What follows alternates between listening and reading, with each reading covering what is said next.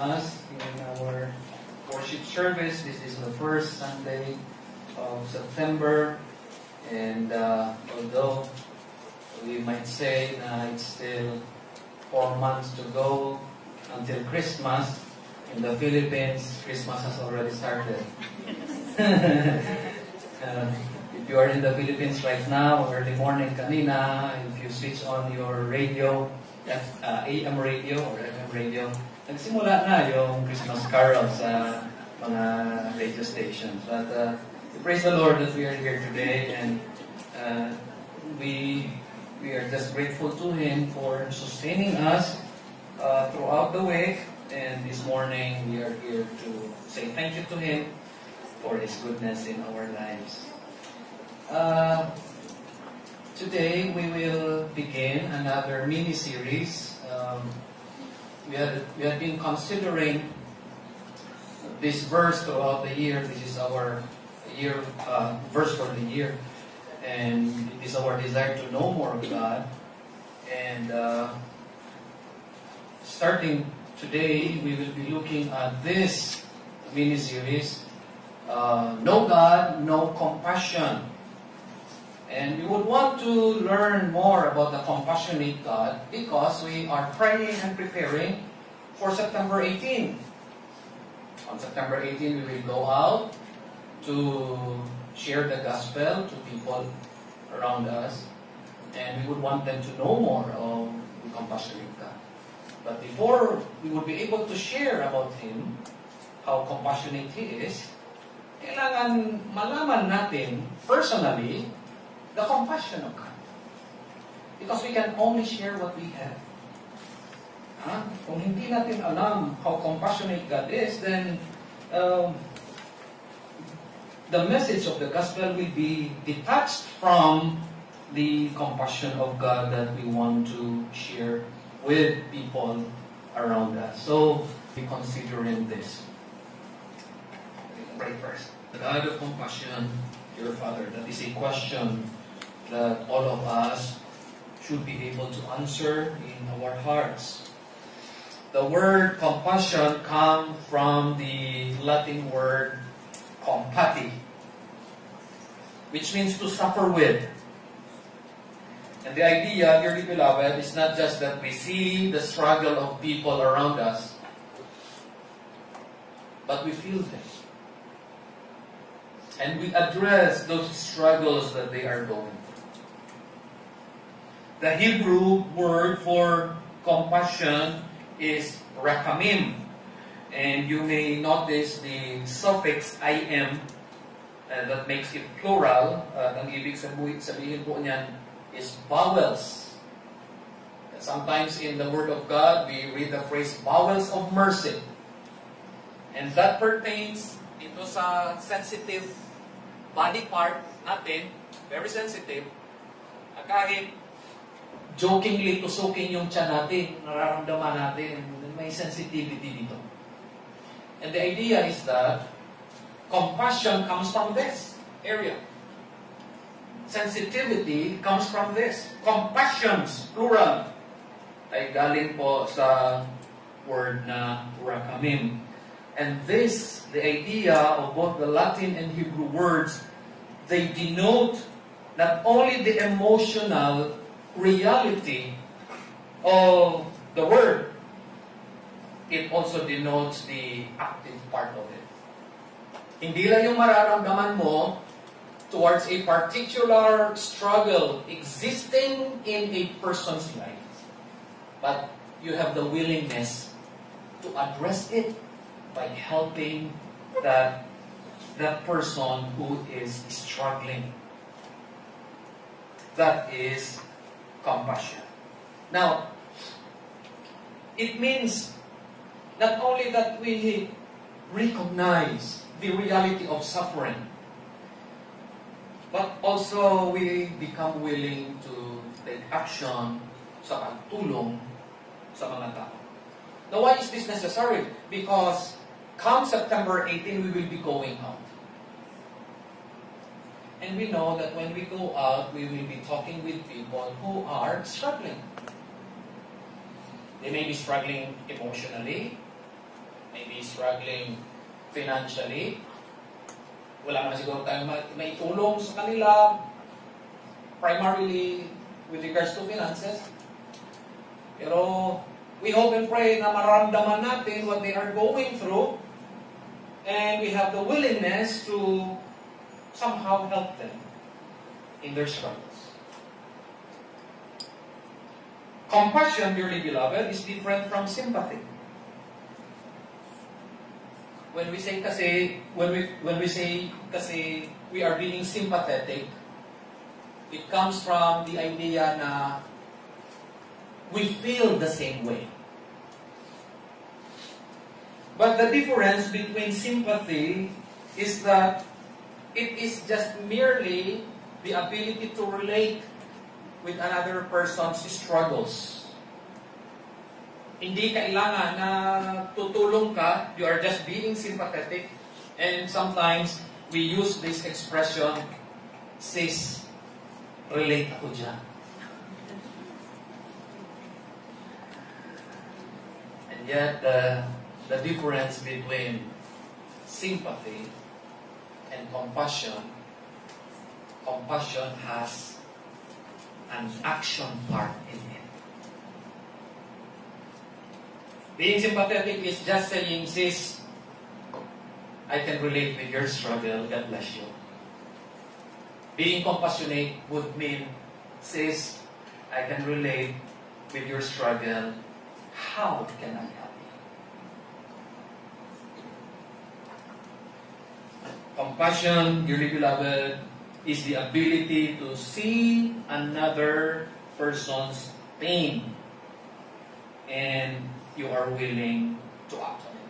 Now, in Exodus 3, verses 7 and 8, we see this principle demonstrated by God Himself. Let us look at these verses. Ready? Begin. And the Lord said, I have surely seen the affliction of my people, which are in Egypt, and have heard their cry by reason of their taskmasters, for I know their sorrows. The Lord God was talking to Moses. And He was telling Moses, look, Moses, I feel compassion towards my people. Pansinin ninyo kung ano yung ginamit ng Panginoong Diyos na words. I have surely seen.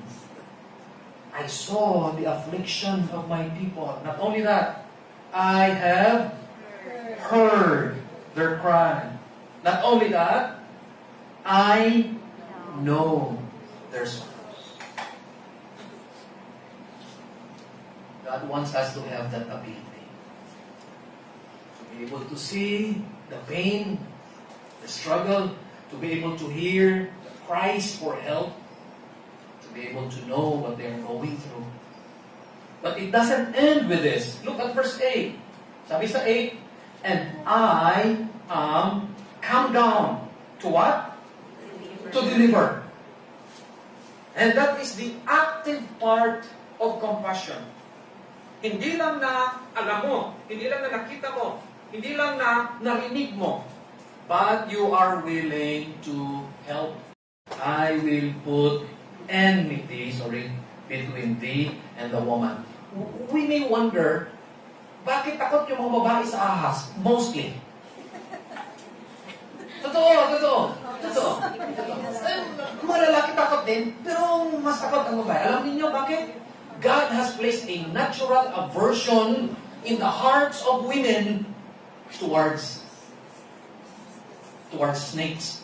Look at that. I will put enmity. I will put a natural aversion in the hearts of women towards snakes. Kaya kapag makakita kayo ng snake, siyempre, agad-agad. Diba? But not only that, in this verse we also see the promise of God that Satan will experience ultimate defeat because of the Lord Jesus Christ. Pansinin ninyo, sabi niya, it shall bruise thy head, and thou shalt bruise his heel. Sino itong thou? Si Satan. Sino itong his? Si Jesus. What God is saying here, sabi niya, Satan, you will be able to bite the heel of the Savior. Masasaktan mo siya. He will die. But He will crush your head. And you will be defeated. And on the cross of Calvary, Jesus was victorious and Satan was defeated. And this is the assurance, mga kapatid. Natalo man tayo ni Satan in our lives. But we don't need to be forever defeated. Why? Because there is victory in the Lord Jesus Christ. As we go out on September 18, tell it to the people, there is good victory in Jesus. The person may be sitting there, nauupo, siguro malungkot, troubled in her mind, distraught in her heart. Natalo siya siguro over and over again. Natalo siya sa kanyang sarili. Natalo siya ng kaaway, ng kaluluwa natin. But tell her, please, that there is victory in Jesus. You have experienced victory. In your own personal life, tell her that there is victory in Jesus. Not only that it is displayed in the promise of the seed of the woman, but secondly, it is exhibited in the future hope that God will wipe every tear from our eyes. Genesis, first book of the Bible. We come now to the last book of the Bible, Revelation 21:8-4. This is what God's Word says. And God shall wipe away all tears from their eyes. That is compassion.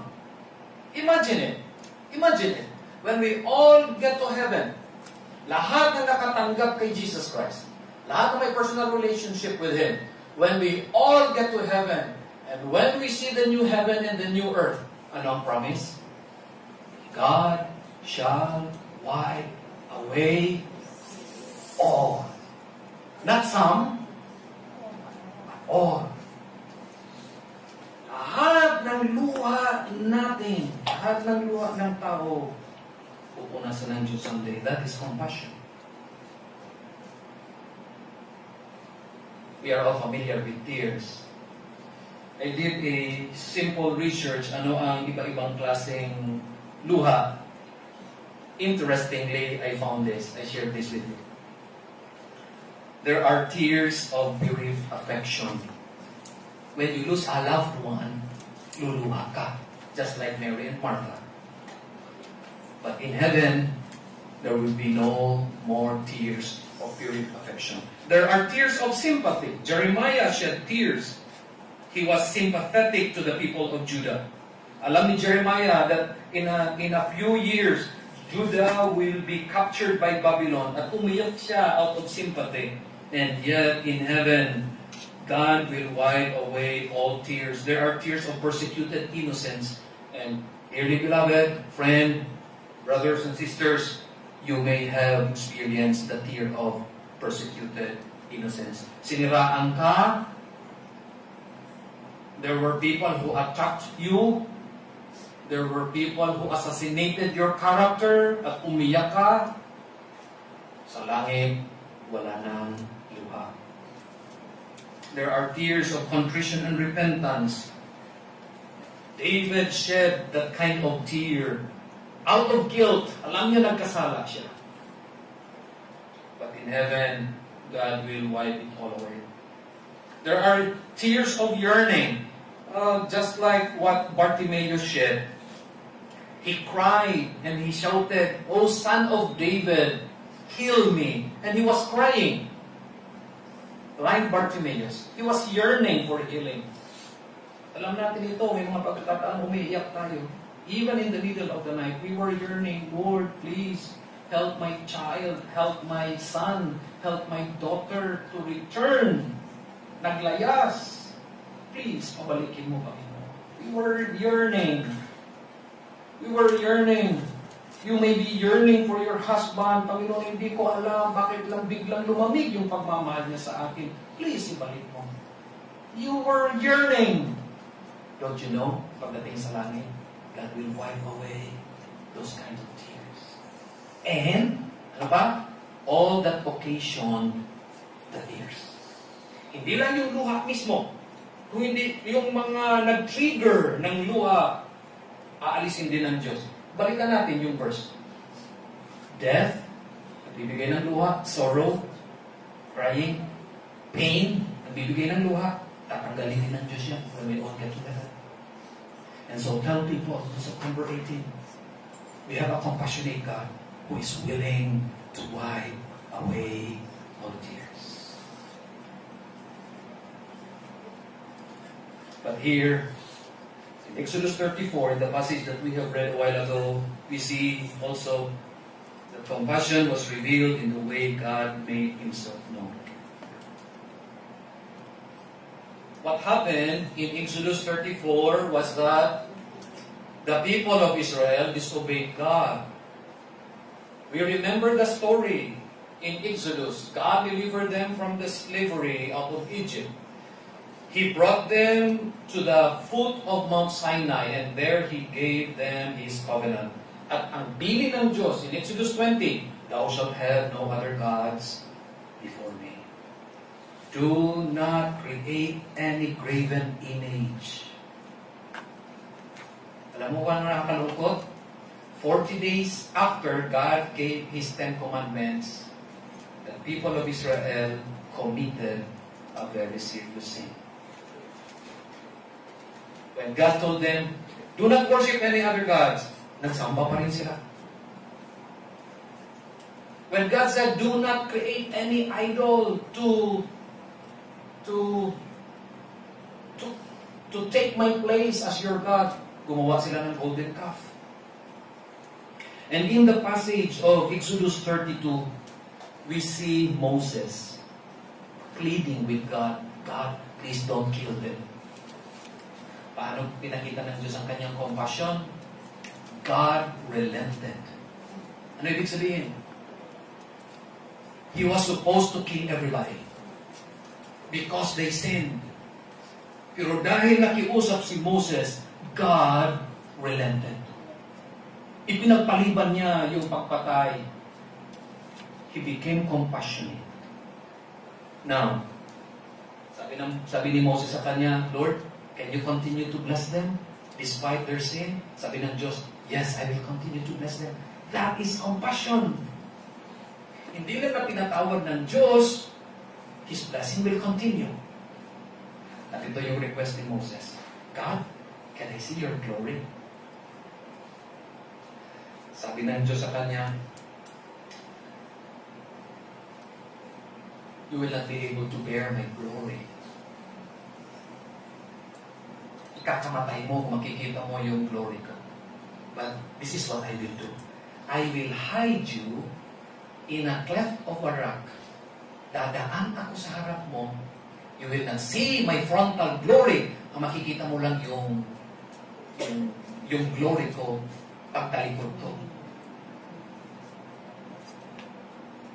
Sure enough,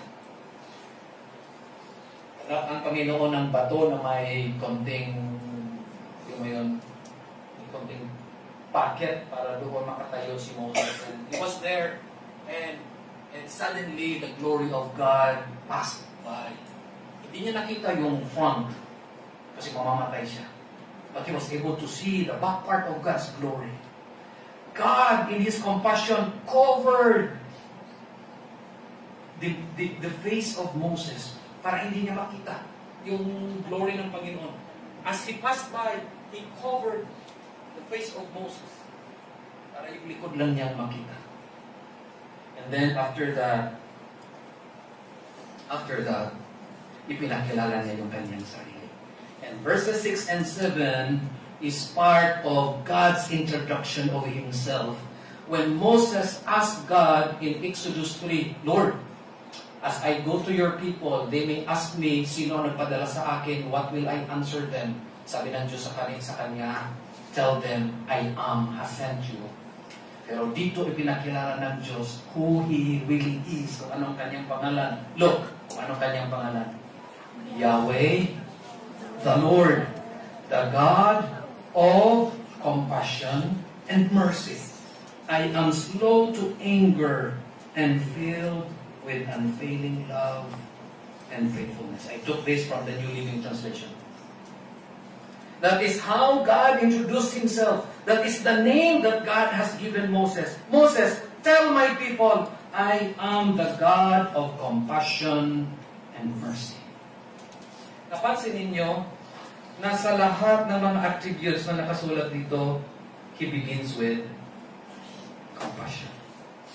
And that tells us a lot about God. Compassion is the most glorious of God's attributes. Ito ang pinaka-mahalaga na attribute ng Panginoon. As we go out on September 18, let us tell the people that God is a compassionate God.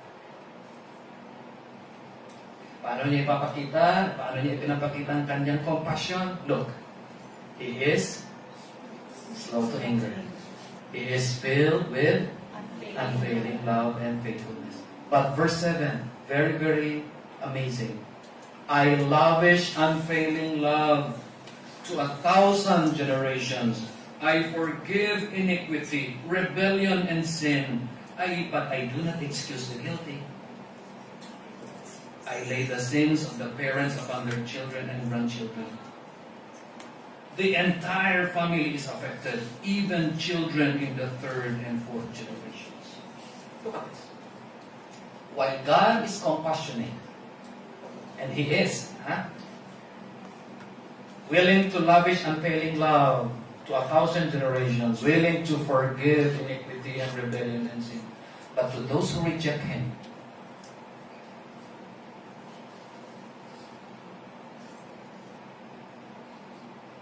His wrath, His anger will be upon 4 generations of families. Tingnan ninyo, I do not excuse the guilty. I do not excuse the unrepentant, sabi niya. The sins of the parents, ikakarga ko sa mga anak, ikakarga ko sa mga apo, even to the 4th generation. Hanggang sa apo sa tuho. Kaya hindi tama na sasabihin natin, just let me be. Kung may consequence ang gagawin ko, let me be. I am willing to suffer the consequence of what I do. Hindi ka lang ang makaka-experience ng consequence. If you will remain unrepentant and stubborn, sabi dyan, sisingil ang Panginoon even to the 4th generation.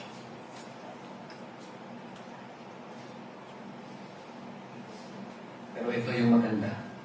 Ito yung maganda. The scope of God's compassion is what? Yes, nandiyan. Yung statement niya, I will not let the guilty go free. I will hold them accountable. But look at this. From Psalm 103, the scope of God's compassion is wide. Mga kapatid, God doesn't want us to think that His compassion is narrowly focused towards some people. God wants us to know that His compassion is available for everybody. And we see that in Psalm 145 verses 8 and 9, the Lord is gracious and full of compassion, slow to anger, and of great mercy. Have you noticed that Psalm 145:8 repeats the very same words in Exodus 34 verse 6? Pero tingnan ninyo yung verse 9. The Lord is good to all, and His tender mercies are over all His ways. That is something amazing about our God. God is compassionate and He demonstrates it to all. Over all His works. Lahat makaka-experience ng kanyang compassion. He extends it. Please open your Bible sa Psalm 145. I want to point several very important things dyan sa Psalm 145. Please. Please.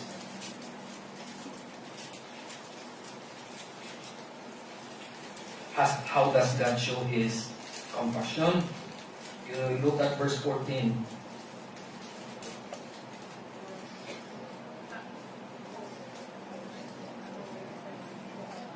The Lord upholdeth all that fall, and raiseth up all those that be bowed down. Again, notice the word all.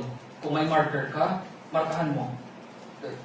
The Lord upholdeth all that fall, and raiseth up all those that be bowed down. God pities the suffering, the despondent, the weak. But when you go to verse 18, the Lord is nigh unto all them that call upon Him. To all that call upon Him in truth. There again, you see, twice the word all. Those who fear Him, God will show His compassion.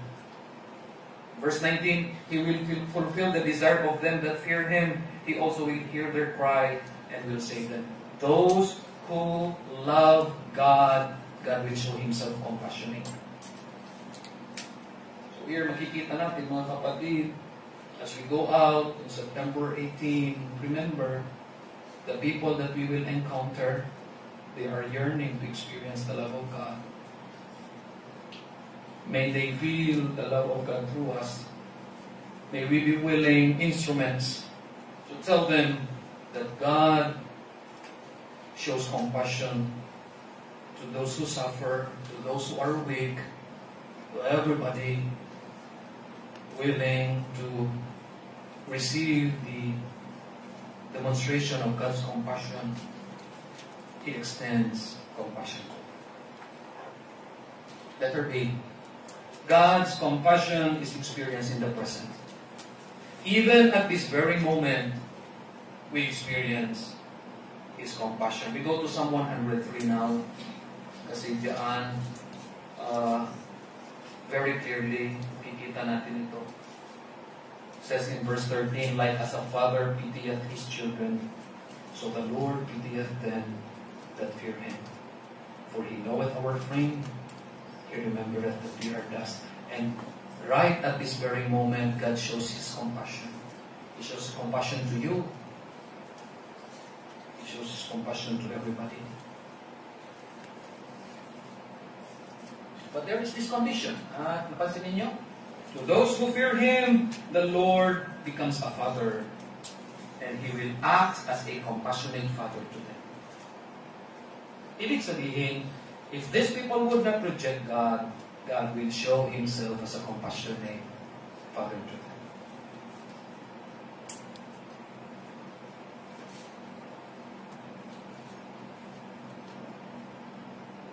Oh, we all have earthly fathers. And as far as we can recall, our earthly fathers, in one way or another, were also compassionate. But we thank God we have a Heavenly Father who is compassionate beyond measure. Siguro minsan, mga tatay natin, hindi gaanong compassionate minsan. Tay, pahingi naman, bahala ka. We have a Heavenly Father who is always compassionate. And that excites us, mga kapatid. Kasi while our earthly fathers may fail us, our Heavenly Father will not. Sabi sa Psalm 103 verse 13, the Lord is like a father. Sabi sa Psalm 103 verse 4, He redeems me from death and crowns me with love. And the word here is rakamim. He crowns me with compassion. And the idea of God crowning us, not only that He changes our situation, He also adorns our life. He makes our life beautiful. That's part of His compassion towards us. He makes our life beautiful.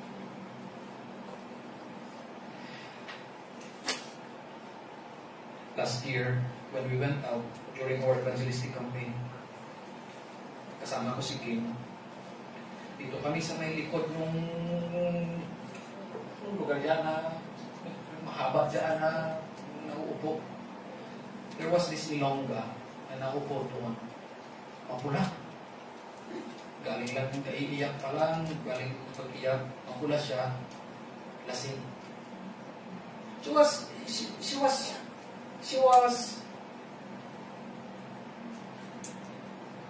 apologetic. Sabi niya, pasensya na, nakalinom ako, masakit ulo ko, may hangover pa. Sabi niya, may problema ko. Dinala ko lang, sabi niya, we offered her the message of salvation, the gospel. Sabi niya, sorry lang, I didn't mean any disrespect, pero it would not sink in kasi clouded yung hazy yung pag-isip ko ngayon. Pero sabi namin, can we just pray for you?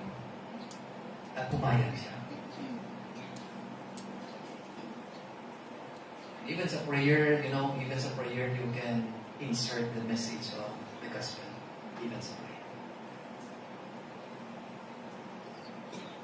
He redeemed me from death and crowns me with love and tender mercies. Not only that God changes our situation, if we put our faith in the Lord Jesus Christ, He makes our life beautiful. But lastly, God's compassion provides motivation for true and genuine repentance. The people whom we will talk to on September 18 need to know that God's compassion is for the purpose that they will repent. We see that in Joel 2, verses 12 and 13. People need to return to the Lord because He is compassionate.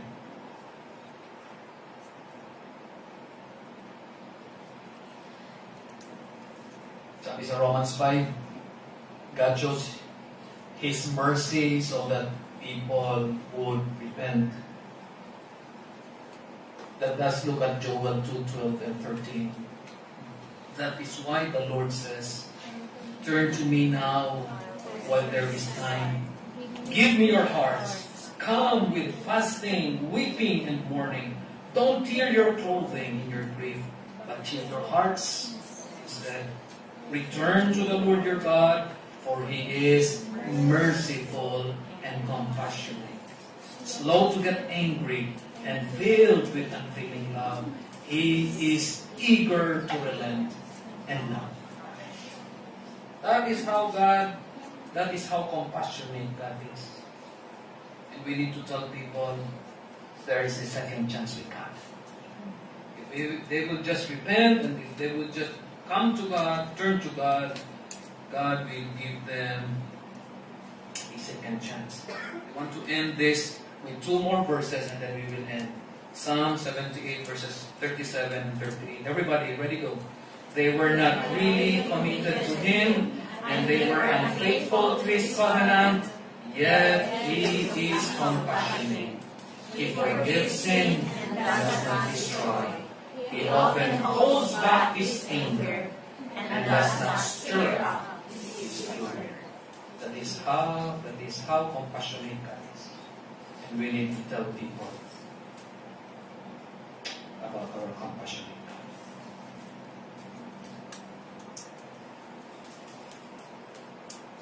Let's all stand up, please, and let us just pray.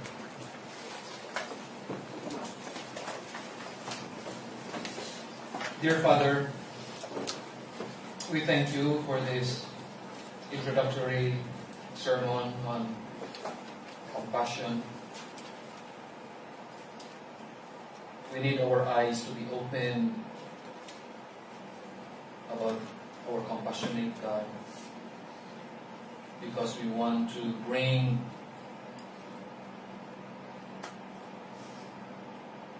a convincing message of salvation, the promise of forgiveness and restoration and reconciliation coming from a compassionate God.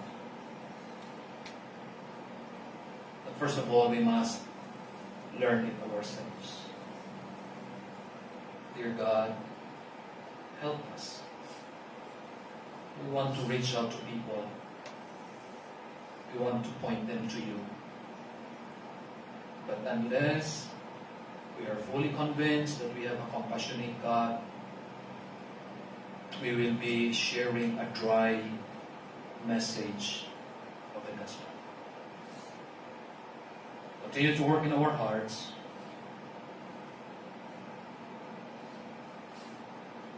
Continue to allow us to experience your compassion so that firsthand we can share about it and we can bring people to the saving knowledge of our Lord. In whose name we pray. Amen.